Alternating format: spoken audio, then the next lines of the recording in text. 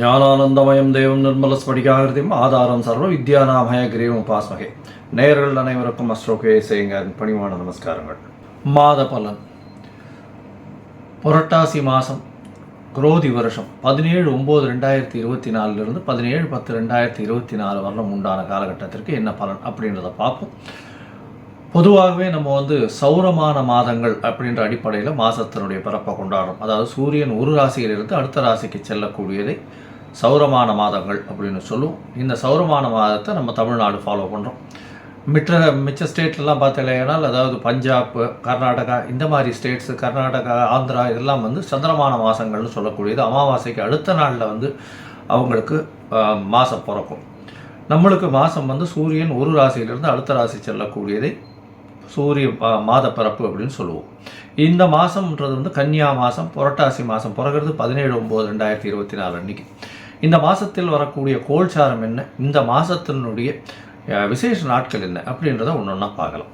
இந்த மாதத்தினுடைய கோல்சாரம் அப்படின்னு எடுத்தோம்னா, காலபுருஷ தத்துவத்தில் 2வது ராசியான ரிஷபத்தில் குரு, மிதுனத்தில் செவ்வாய், சிம்மத்தில் புதன், கன்னியில் சுக்கிரன், சூரியன் மற்றும் கேது, சனி பகவான் கும்பத்திலும், மீனத்தில் ராகு பகவான் இருக்கா.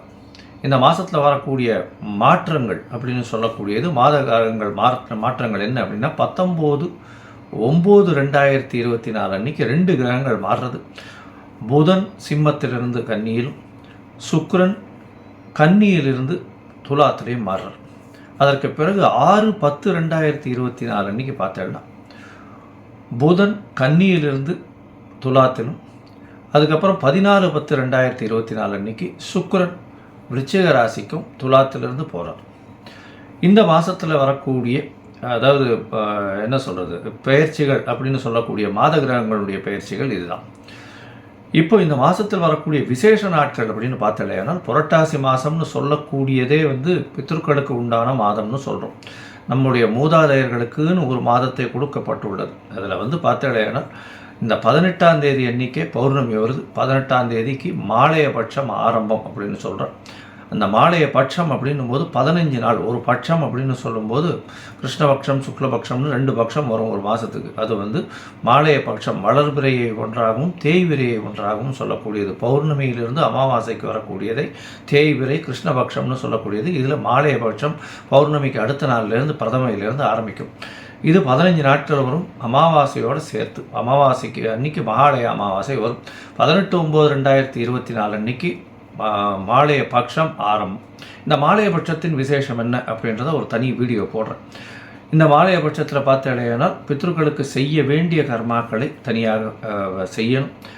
அதாவது தந்தையார் இல்லாதவர்கள், தாய் தந்தையர்கள் இல்லாதவர்கள், இருவரும் இல்லாதவர்கள் கண்டிப்பாக பித்ருக்களுக்கு செய்ய வேண்டிய கடமைன்னு சொல்லக்கூடிய கர்மாக்களை செய்வதன் மூலியமாக அவர்களுக்கு பித்ருக்களின் ஆசிகளும், அவர்கள் குடும்பமும், அவர்களுடைய சந்ததியினரும் மிகவும் நன்றாக இருப்பார்கள். எந்த ஒரு தடங்களும் எடுக்கும் முயற்சியில் வராது. இதனால தான் பித்ருக்களும் ரொம்ப முக்கியம், குலதெய்வமும் ரொம்ப முக்கியம்னு சொல்கிறது. அவர்கள் உங்களை பாதுகாப்பார்கள் எப்போவுமே. சரி, இந்த மாதத்தில் மகாபரணி 21/9/2024 அன்றைக்கி மகாபரணி அப்படின்னு சொல்லக்கூடியது. அதை தவிர 25ஆம் தேதி அன்றைக்கி மத்திய அஷ்டமி. மத்திய அஷ்டமின்னா நடு நாள், அதாவது பௌர்ணமிக்கும் அமாவாசைக்கும் உண்டான நடு நாள், 8ஆம் நாள் மத்திய அஷ்டமி. 26ஆம் தேதி அவிதானவமி. இந்த அவிதானவமி, மத்தியாஷ்டமி, மகாபரணி இதெல்லாம் என்ன விசேஷம் அப்படின்னா, உங்களுடைய மூதாதையர்கள் அதாவது மரணித்ததனுடைய டேட்டோ இல்லைன்னா அவளுடைய இது எந்த திதி அதெல்லாம் தெரியல அப்படின்னா, இந்த காலகட்டத்தில் இந்த 3 நாட்களில் ஏதோ ஒரு நாளில் பண்ணிடலாம். இது பக்கத்தில் இருக்கக்கூடிய கோவிலில் இருக்கக்கூடிய குருக்கள்கிட்டையோ, உங்களுடைய வீட்டில் இருக்கக்கூடிய ரெகுலராக வரக்கூடிய வாத்தியார்கிட்டையோ கேட்டுன்னு பண்ணுறது ரொம்ப விசேஷம். அதற்கு பிறகு மாலைய அமாவாசை 2/10/2024 அன்றைக்கி மாலைய அமாவாசை. அதற்கு அடுத்த நாளிலிருந்து நவராத்திரி உற்சவம். நவராத்திரின்றது ஒரு பெரிய உற்சவம். இந்த இதில் நவராத்திரி ஆரம்பித்ததுலேருந்து 10 நாள் ரொம்ப விசேஷமாக போகும். 11/10/2024 அன்றைக்கி பார்த்தேனால் சரஸ்வதி பூஜை, வெள்ளிக்கிழமை வேறு வருது இந்த வாட்டி, ரொம்ப விசேஷம். அதற்கு அடுத்த நாள் விஜயதசமி. 12ஆம் தேதி அன்னைக்கு தசமி. இது வந்து மிகவும் ஏற்றமான ஒரு நாளாக சொல்லப்படுகிறது. விஜயதசமி அன்னைக்கு பார்த்தீங்கன்னா எல்லா விதமான பூஜைகளும் நீங்கள் செய்யக்கூடிய இதுக்கு வந்து பண்ணுறது உங்களுக்கு டூல்ஸாக உதவக்கூடிய எல்லா விஷயத்துக்கும் வந்து அது அன்றைக்கி வந்து பூஜை போடணும்னு சொல்கிறது. எல்லாத்துக்குமே மரியாதை கொடுக்கக்கூடிய ஒரு பெரிய விசேஷமான நாள் அது. சரஸ்வதி பூஜை அன்றைக்கும் சரி, அந்த அதாவது விஜயதசமி அன்றைக்கும் பெரிய விசேஷம். இதை தவிர பார்த்தீங்கன்னா வித்யா ஆரம்பம் அப்படின்னு சொல்லக்கூடியது முதல்ல குழந்தைகளை ஸ்கூல் சேர்க்குறவா இந்த விஜயதசமி அன்றைக்கி போய் சேர்த்துட்டு வர்றது பெரிய விசேஷம். அன்றைக்கி வந்து அக்ஷர அபியாசம் பண்ணுவா ஸ்கூலில். அதன் மூலியமாக அவர்கள் அன்னியிலிருந்தே வந்து ஸ்கூலில் சேர்ந்ததாக கணக்கு வச்சுட்டு அன்னியிலேருந்து படிக்க ஆரம்பிப்பாள். இது வந்து ரொம்பவும் விசேஷமான நாள். இந்த மாதம் பார்த்தேனால் பொதுவாகவே மாத கிரகங்கள்ன்றதை வச்சு நம்ம வந்து பலன்களை சொல்லுவோம். இந்த மாதத்தில் என்னென்ன பலன்கள் வருது அப்படின்றத மேஷம் முதல் மீனம் வரை அப்படின்றத பார்க்கலாம் இந்த மாதத்தில். இதை தவிர என்னுடைய மொபைல் நம்பர் கீழே ஸ்க்ராலிங்கில் போயின்னு இருக்கோம். உங்களுக்கு அஸ்ட்ராலாஜிக்கல் கன்சல்ட் தேவைப்படுமானால் நீங்கள் எனக்கு ஒரு ஃபோன் பண்ணுங்க. உங்களுடைய date, time, place of birth, உங்களுடைய நேம் அண்டு பேரண்ட்ஸ் நேம் எனக்கு அனுப்புங்க. உங்களுடைய ஜாதகத்தை போட்டு முதல்ல அதில் சந்தி இருக்கான்னு பார்க்கணும். அதாவது நட்சத்திர சந்தி, பாத சந்தி, அதை தவிர வந்து லக்ன சந்தி, லக்ன பாத சந்தி இதெல்லாம் இருக்கான்றதை பார்த்துட்டு அதற்கு பிறகு உங்களுடைய ஜாதகத்தை குறித்து உங்களுக்குன்னு ஒரு அப்பாயின்மெண்ட்டு கொடுக்குறேன். என்னுடைய கட்டணம் என்னன்னு சொல்கிறேன், நீங்கள் அதை போடுங்க. இந்த சந்தியில் என்ன பெரிய விசேஷம்னா, எனக்கு தெரிஞ்ச நிறைய பேர் வந்து துலா ராசின்னு நினச்சிட்டு இருப்பா, ஆனால் விருச்சிக ராசியில் பிறந்திருப்பா. அதாவது விசாக நட்சத்திரமாக இருக்கும். துலா ராசின்னு நினச்சிட்டு 3ஆம் பாதத்தில் இருக்கேன்னு நினச்சிட்டு இருப்பா, ஆனால் 4ஆம் பாதம் விருச்சிக ராசியில் இருக்கும். அதனால் பாத சந்தி வரும்போது ராசியும் மாறக்கூடிய வாய்ப்புகள் உண்டு. அதனால் குணாதிசயங்களும் மாறும். அதை தவிர நீங்கள் நினச்சது எல்லாமே நீங்கள் பார்க்கக்கூடிய அதே மாதிரி லக்னமும் வந்து அந்த மாதிரி சந்தியில் இருந்ததுன்னா மாறக்கூடிய வாய்ப்புகள் ரொம்பவும் அதிகம். இதன் மூலியமாக உங்களுக்கு சொல்லக்கூடிய பலனும் சரி, உங்களுக்கு கிடைக்கக்கூடிய பலாபலன்களும் வந்து மாறுபடும். அதனால் என்ன ஆகும்னா, நீங்கள் நினச்சின்னு இருக்கிறது வந்து துளாராசின்னு நினச்சின்னு இருப்பீங்க, ஆனால் விருச்சிக ராசியில் இருப்பீங்க. பலாபலன்கள் மொத்தமே மாறும். உங்களுடைய கேரக்டரிஸ்டிக்ஸ், உங்களுக்கு வரக்கூடிய அதிர்ஷ்டங்கள், நீங்கள் அதிர்ஷ்டம் இல்லாத நாட்களில் போய் அதிர்ஷ்டம் நினச்சின்னு பண்ண போய் அதுவும் ஃபெயிலியர் ஆகும். ஸோ அதனால் ரொம்ப ஜாகிரதையாக இதை மட்டும் குறிச்சிட்டு பண்ணுறது ரொம்ப விசேஷம். சரி, இப்போ மேஷம் முதல் மீனம் வரை இந்த புரட்டாசி மாதம் எப்படி இருக்குது அப்படின்றத பார்ப்போம். இப்போது ஒரு ராசியாக மேஷம் முதல் மீனம் வரை பார்க்கலாம். ரிஷபம், கிருத்திகை, ரோகிணி, மிருகசீரிஷம் இந்த 3 நட்சத்திரம் 9 பாதங்களை கொண்ட ராசி. ராசியின் அதிபதினு சொல்லக்கூடியவர் சுக்கிர பகவான் ராசிக்கு 6ஆம் இடத்துல ஆட்சி பெற்று போயிருக்கார். பெரிய விசேஷம். இந்த மாதம் ஆரம்பித்த 2 நாளில் பார்த்தேன்னா ராசிநாதன் நீச்சப்பட்டிருந்தார் இவ்வளோ நாள் 5ஆம் இடத்துல. இப்போ வந்து 6ஆம் இடத்துல போய் இருக்கிறது பெரிய விசேஷம். இதை தவிர பார்த்தேனால் இந்த மாதத்தில் குழந்தை பிராப்தி கண்டிப்பாக இருக்கும். ஏன்னா 5ஆம் இடம் வலுப்பெற்று போகிறது. 3 கிரகங்கள், சூரியன், புதன் மற்றும் கேது, 3 கிரகங்கள் இருக்குது. ஆட்சி பெற்ற புதன் கேத்துவோடு இருக்கிறதுனாலையும், கேத்து வந்து நல்ல ஒரு 20 டிகிரிக்கு மேலே டிஃப்ரென்ஸ் இருக்கிறதுனால கண்டிப்பாக இந்த மாதத்தில் ரொம்ப நாளாக குழந்தை பிராப்தி இல்லாதவர்களுக்கும் குழந்தை பிராப்தி ஏற்படக்கூடிய பாக்கியம் நிச்சயமாக உண்டு.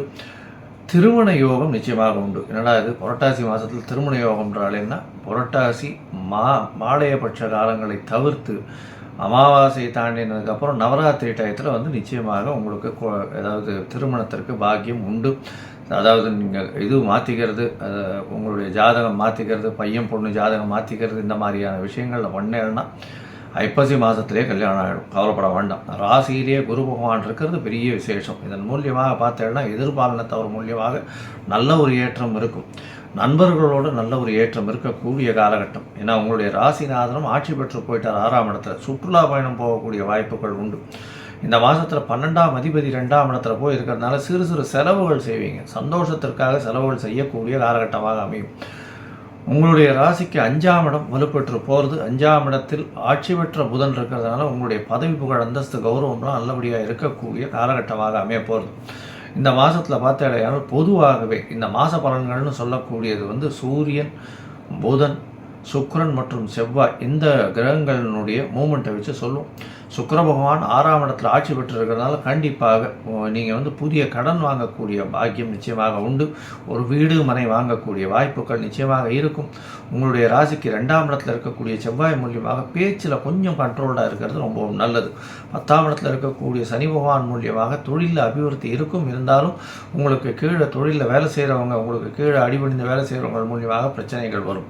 வெளிநாடு வெளியூர் போகக்கூடிய பாக்கியம் நிச்சயமாக இருக்கும். வெளிநாட்டிலிருந்து நல்ல செய்தி சுவ செய்தி வரக்கூடிய வாய்ப்புகள் உண்டு. புதிய தொழில் அமையக்கூடிய வாய்ப்புகள் நிச்சயமாக இருக்கும். சூரியன் உங்களுடைய ராசிக்கு 5ஆம் இடத்துல இருக்கிறது மூலியமாக தந்தையின் உடல்நிலையில் நல்ல ஒரு ஏற்றம் இருக்கக்கூடிய காலகட்டமாக அமைய போகிறது. கேது பகவான் 5ஆம் இடத்துல இருக்கிறதுனாலையும் ராகு பகவான் 11ஆம் இடத்துல இருக்கிறது பெரிய விசேஷத்தை கொடுக்கக்கூடிய காலகட்டம். படிக்கக்கூடிய மாணவர்களுக்கு இந்த மாதம் வந்து போட்டித் தேர்வில் வெற்றி பெறக்கூடிய வாய்ப்புகள் உண்டு. இருந்தாலும் யாரோடனும் போட்டி போட வேண்டாம்னு சொல்கிறோம். ஏன்னா 6ஆம் இடத்துல சுபர் போய் உட்கார்றதுனால அந்த அளவு விசேஷம் இல்லை அப்படின்றத சொல்கிறோம். உங்களுடைய ராசிக்கு பார்த்தீங்களேயானால் 9ஆம் இடத்தையும் குரு பார்க்கறதுனால தந்தையின் உடல்நிலையில் நல்ல ஒரு ஏற்றம் இருக்கக்கூடிய காலகட்டமாக இருக்கும். தாயின் உடல்நிலையும் நல்லபடியாக இருக்கக்கூடிய வாய்ப்புகள் நிச்சயமாக உண்டு. ஏன்னா 4ஆம் அதிபதியை குரு பார்க்கறதுனால கண்டிப்பாக உடல்நிலையில் ஏற்றம் இருக்கக்கூடிய காலகட்டமாக இருக்கும். இந்த மாதத்தில் வந்து நீங்கள் நினைத்த காரியங்கள் எல்லாமே நடக்கும். இருந்தாலும் உங்களுடைய மைண்ட் ஸ்ட்ரெஸ்ஸு கொஞ்சம் அதிகமாக இருக்கும். அதாவது ஃபிசிக்கல் ஸ்ட்ரெஸ் இல்லை, மென்டல் ஸ்ட்ரெஸ் அதிகமாக இருக்கக்கூடிய காலகட்டம். நினைத்தது எல்லாமே வரும். அதுவும் வந்து பார்த்தோம்னா கலைத்துறையில் இருக்கிறவா, அதை தவிர வந்து இந்த ரிஷப ராசியில் இருக்கக்கூடிய இது அந்த பால் வணிகம் செய்கிறவங்க, அது தவிர பால் பதார்த்தங்கள், பதனிடும் பதார்த்தங்கள், அதாவது பன்னீர், வெண்ணெய், நெய், இந்த மாதிரியான விஷயங்கள், வெள்ளை நிற ஆடை, கார்மெண்ட் இண்டஸ்ட்ரியில் இருக்கிறவங்க, அது தவிர வந்து electrical bulb, white colour milk white bulb விற்கிறவங்க, இவங்களுக்கெல்லாம் வந்து நல்ல ஒரு ஏற்றம் இருக்கக்கூடிய காலகட்டம். அதுவும் வந்து கலைத்துறையில், சின்னத்திரை பெரிய திரையில் பெரிய ஏற்றம் இருக்கக்கூடிய காலகட்டம். பால் துறையில் இருக்கிறவங்களுக்கு பெரிய ஏற்றம் கிடைக்கக்கூடிய காலகட்டமாக இந்த மாதம் அமைய போகுது. இந்த மாதத்தில் பார்த்தீங்கன்னா உங்களுடைய முயற்சிகள் எல்லாமே வெற்றி பெறும். இருந்தாலும் சில நாட்கள் உங்கள் முயற்சிகளை தள்ளி வைப்பது நல்லது. அந்த நாட்கள் சந்திராஷ்டம நாட்கள்னு சொல்கிறோம்.